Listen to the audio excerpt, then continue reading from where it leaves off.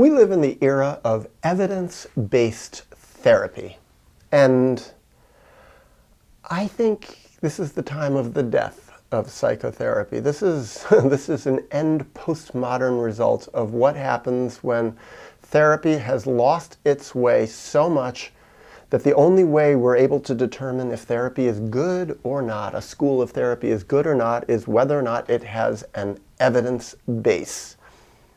As if this evidence base really tells us anything about psychotherapy. Heaven forbid even tells us anything about the psychotherapists who practice it.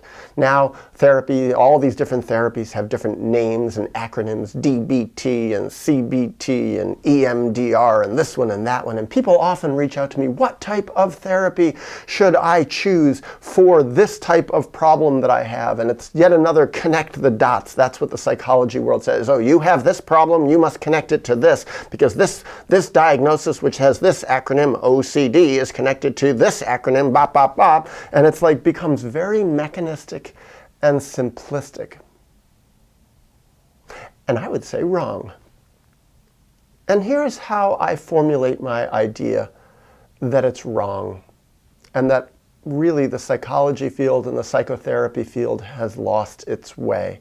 That this whole evidence-based thing is all about science and trying to find the scientific validity of XYZ and collecting data and crunching the numbers and using the scientific method and to determine statistically if one type of therapy helps reduce symptoms of this problem in this way. Well, I don't view therapy as a science at all.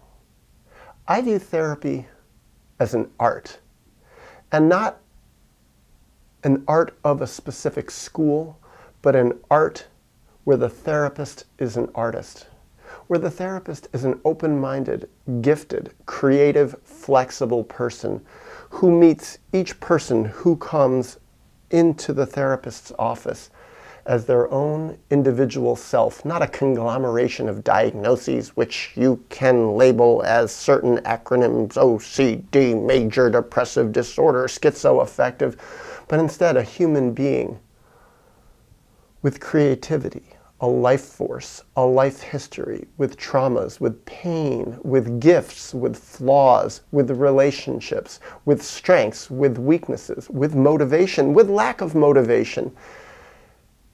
And the gift of a therapist is their ability to connect with this human being, human, to see eye to eye, to listen, to be present, to be honest with the therapist's own self, inside the therapist's own mind.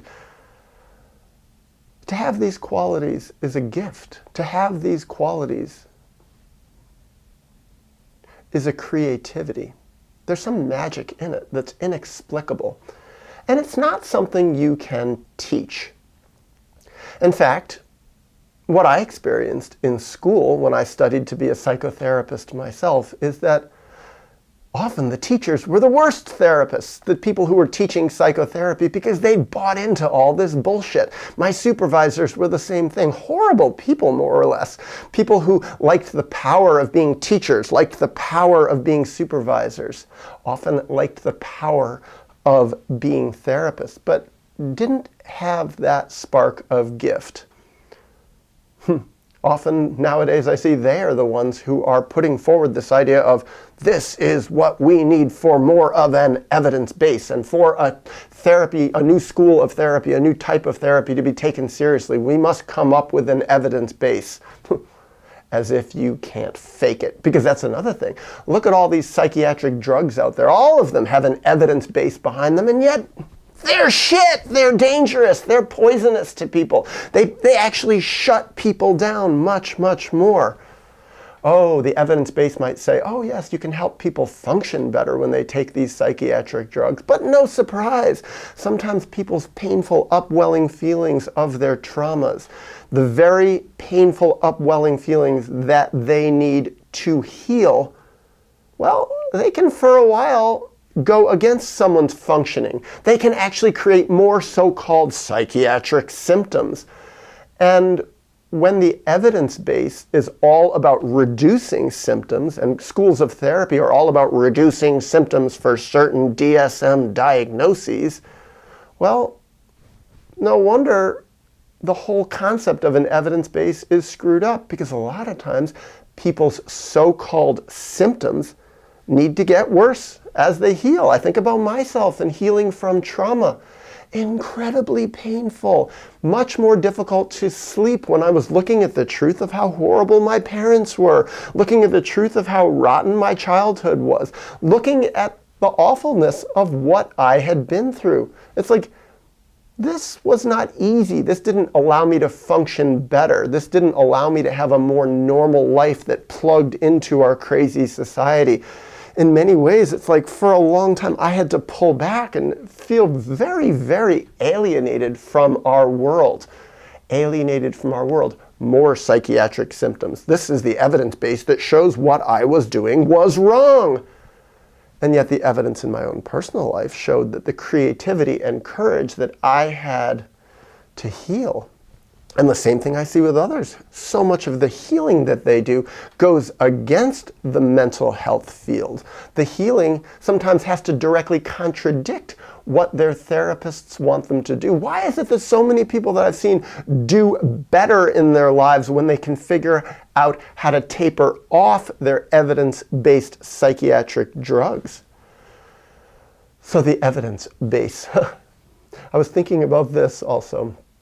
When we talk about the value in an evidence base in a type of therapy, well, by that same logic, why don't we say, you know, that art is no good because it doesn't have an evidence base. I think nowadays what we need for any art to get into an art museum is evidence-based art. And the same thing, no more music on the radio, no more music on television, no more music on the internet. It's all canceled unless it has an evidence base behind it. Oh, no, Mozart, well, you know, he didn't exactly follow chord progressions in a proper way. Let's cut him out. No more evidence base behind it. Or Tchaikovsky, you know, some of his dissonance, it kind of doesn't work. It doesn't follow the evidence base. Evidence-based music, evidence-based art. What else? Evidence-based drawing. Drawing has to follow exactly certain rules. Otherwise, it does not follow the evidence base. And I think it's the same for therapy. So if you ask me what would be best, get rid of all the evidence base, probably get rid of a lot of different schools of therapy, and instead let the therapists follow their own creativity. Yes. Follow good boundaries. I think there are certainly some very important, good, healthy rules of psychotherapy, like have good boundaries with your client. You are not their friend. You are here to do a service for them. No romance with clients. It's another one. I think another one. Yes, have good boundaries. Start on time. End on time. Be fair with people. Be open-minded. But I really think people who become psychotherapists are best served if they're not following a rule book, a formalized rule book for a school of how to do it. Instead, they're following their hearts, they're listening to the needs of their clients, they're being open-minded enough to try new things, they're being strong enough within themselves to have the allowance to be creative, to say things that maybe don't follow the rules of the school that they thought. And in so doing, can most optimally help their clients heal.